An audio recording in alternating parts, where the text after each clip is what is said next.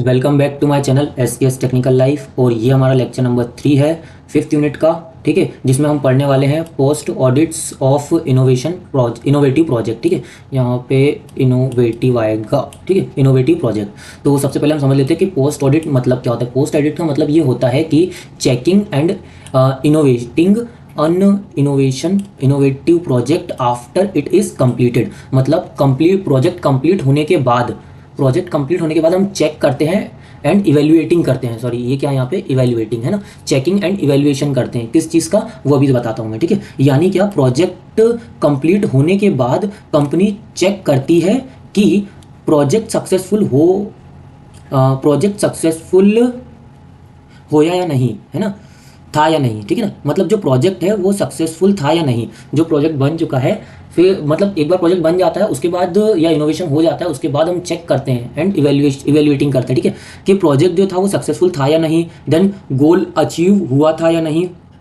ठीक है, क्या मिस्टेक्स हुई, मतलब क्या गलतियां हुई थी उसमें, एंड फ्यूचर में क्या इंप्रूव करना है सो ये कौन चेक करता है हमारा यहाँ पे, post audit of innovative project. So post audit का मतलब ये होता है। ठीक है ना, मतलब कि क्या, प्रोजेक्ट कंप्लीट हो गया उसके बाद हम चेक करते हैं कि ये सक्सेसफुल रहा, गोल अचीव हुआ या नहीं, क्या मिस्टेक्स थी और क्या फ्यूचर में चेंज करना, लाइक दैट। ठीक है, अब इसकी थोड़ी सी एक ब्रीफ डेफिनेशन हम पढ़ लेते हैं, उसके बाद इसके अंदर डीप डाइव करेंगे। ठीक है, post audit is a conducted after completing an innovative project to evaluate performance, cost, quality, customer respond and the overall success. ठीक है, मतलब कि क्या, पोस्ट ऑडिट्स जो है वो कब परफॉर्म करते हैं, जब हमारा पूरा प्रोजेक्ट कंप्लीट हो चुका होता है, देन एंड कस्टमर्स के पास यूज हो रहा होता है, देन उसके बाद हम क्या करते हैं उसमें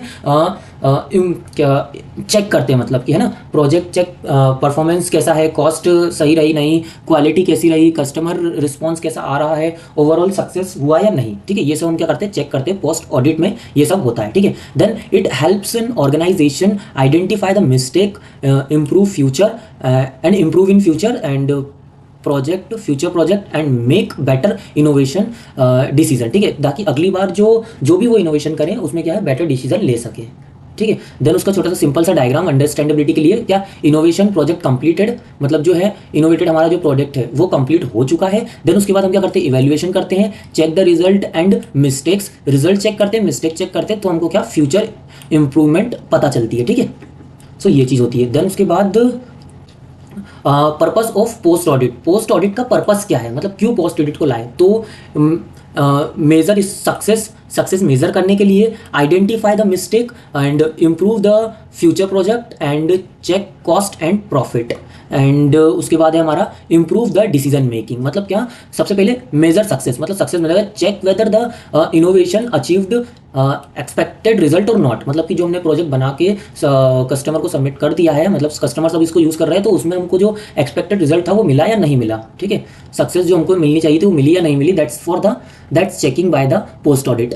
and identify mistake, find problem and failures in projects, है ना, प्रॉब्लम फाइंड करना एंड फेलियर इन प्रोजेक्ट, मतलब अगर प्रोजेक्ट फेल भी होता है तो क्यों फेल हुआ, that's finding. Then improve future project, company learns from the past experience, company past experience से लर्न करती है, एंड जो भी गलतियां हुई हैं प्रीवियस इनोवेशन में वो अगली बार से उन सबका ध्यान रखती है और अगली बार नहीं करते हैं। Check cost and profit, analyse investment, profit and performance. ये क्या होता है हमारा, check the cost and profit, जो हमने कॉस्ट लगाई एंड द प्रॉफिट क्या करते हैं, एनालाइज करते हैं। ठीक है, मतलब इन्वेस्टमेंट कितना हुआ, प्रॉफिट कितना है, एंड परफॉर्मेंस कैसा रहा। ठीक है, ओवरऑल। देन उसके बाद हमारा 5th, improve decision making, help management make a better future strategy, मतलब फ्यूचर में अच्छी स्ट्रेटेजी बनाने के लिए हम क्या करते हैं, ये जो पोस्ट ऑडिट है ये हमारे काम में आती है, इम्प्रूव द डिसीजन मेकिंग अगली बार के लिए। देन उसके बाद हमारे आते हैं main areas checked in the post audit, मतलब पोस्ट ऑडिट में कौन से एरियाज पर चेक होता है, मतलब कुल मिला के, है ना, तो प्रोजेक्ट ऑब्जेक्टिव, मतलब main areas checked in the post audit कहाँ चेक होता है, तो जब प्रोजेक्ट ऑब्जेक्टिव वेयर मतलब वेयर वर गोल अचीव, मतलब गोल अचीव हुआ या नहीं हुआ, ये चीज़। देन उसके बाद cost performance, did the project stay with in the budget, मतलब जो बजट सोचा था उस बजट में है या नहीं है। देन उसके बाद time management, so time management मतलब was the project completed on the time, मतलब जो प्रोजेक्ट हमने कंप्लीट कर दिया था वो ऑन टाइम पे हुआ या नहीं था, हुआ था या नहीं, that's thing. Then product quality, the did innovations meet a quality, did innovations meet quality standard, मतलब कि जो क्वालिटी हमने सोची थी या जो क्वालिटी थी या जो हमने बनाने की कोशिश करी थी वो स्टैंडर्ड क्वालिटी उसे मिली या नहीं मिली, दैट्स द थिंग। देन उसके बाद customer response, did customer like the innovation, तो कस्टमर ने लाइक किया या नहीं किया, मतलब उनको पसंद आया नहीं आया। देन उसके बाद business benefits, did the innovation improve the profit sales and brand image, ठीक है ना। तो ये सब क्या होते हैं, हमारे चेक पॉइंट्स होते हैं, मतलब ये सब क्या करते हैं यहाँ पे चेक होते हैं हमारे पोस्ट ऑडिट के अंदर।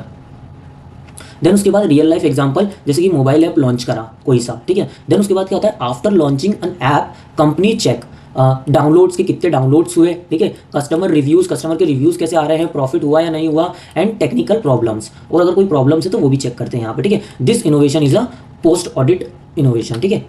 देन उसके बाद हमारा लास्ट है advantages and limitation. Advantages of post audit क्या है, लर्निंग फ्रॉम द मिस्टेक्स, मतलब मिस्टेक्स जो भी हमने प्रीवियस जो मतलब प्रोजेक्ट है जिस पे हम पोस्ट ऑडिट कर रहे हैं उससे हमको क्या पता चलता है कि मतलब अगली बार हमको क्या मिस्टेक्स नहीं करना है या हमने क्या गलतियां इस बार की है जो हमको अगली बार नहीं करना है, like that. So learn from the mistake, improve the future innovation project, innovative project. Then better resources management, helps avoid waste of money and time, ठीक है, मतलब बेटर रिसोर्सेज मैनेजमेंट, अगली बार से हम बेटर रिसोर्स मैनेजमेंट भी इससे करते हैं, क्यों, क्योंकि हमको पिछले प्रोजेक्ट से सीख मिल जाती, कुल मिला के ऐसा कह सकते हैं, ठीक है। देन उसके बाद थर्ड है हमारा improved innovation process, company becomes more efficient, previous को मद्देनजर रखते हुए अगली बार क्या होती है वो मोर इफिशिएंट वर्क करती है प्रोसेस। देन उसके बाद better risk management, future risk can be reduced, मतलब जो फ्यूचर में जो रिस्क आने वाले रहते हैं नेक्स्ट प्रोजेक्ट में, मतलब अगले प्रोजेक्ट में जो भी या फ्यूचर में प्रोजेक्ट में वर्क करेंगे तो वो क्या हो जाते हैं एकदम रिड्यूस हो जाते हैं, कम हो जाते हैं, ठीक है। लिमिटेशन की बात करें तो टाइम कंज्यूमिंग होता है, ठीक है,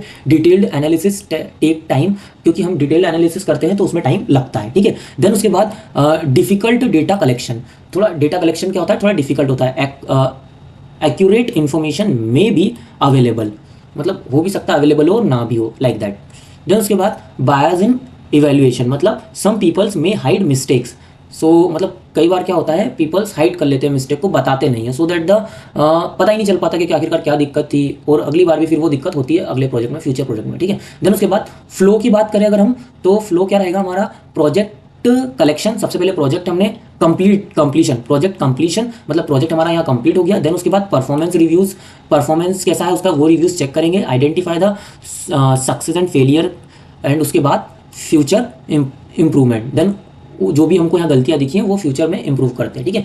ये था हमारा पूरा का पूरा post audit innovation in project, innovative project. And next topic हम पढ़ने वाले हैं, आई थिंक लास्ट टॉपिक है हमारा, हाँ लास्ट टॉपिक है, that is organisation and the facilitations of an innovation workshop, ठीक है। ये हम नेक्स्ट वीडियो में पढ़ेंगे, तब तक के लिए बाय बाय, थैंक यू।